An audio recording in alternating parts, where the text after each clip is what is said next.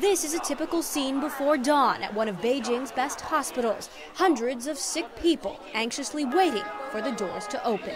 All of these people are standing in line waiting to see a specialist. Some of them have been standing since yesterday. It's now 6 o'clock in the morning and they don't know if they'll get in today, if they'll get in ever.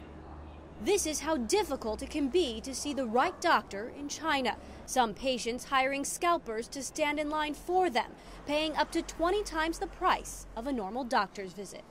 Zhu Xiangyang is here for the third day, a determined son who's traveled all the way from southern China, some 800 miles, to find a doctor for his ailing father, who's staying at a hotel across the street.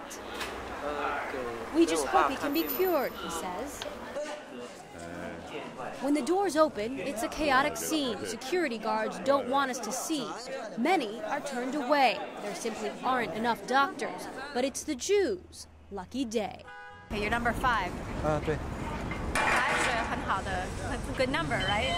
Yes, he says, we've got an appointment to see one of the most prominent thoracic surgeons in China.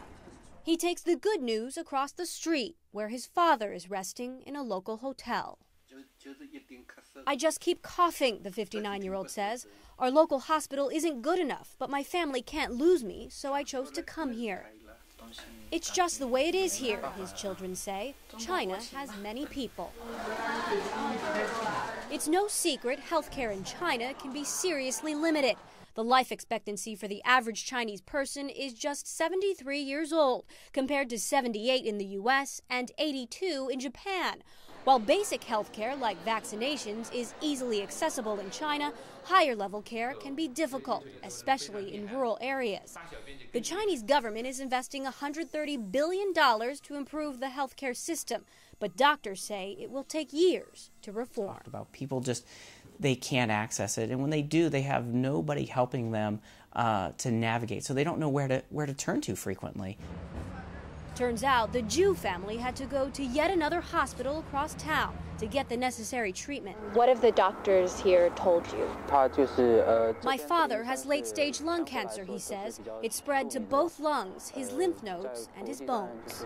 Do you think that if there had been better medical care in Zhejiang, where you're from, that your father's cancer would have been caught sooner? Yes, he says. I think so. Their insurance will cover at most $5,000, but treatment will cost tens of thousands more than that.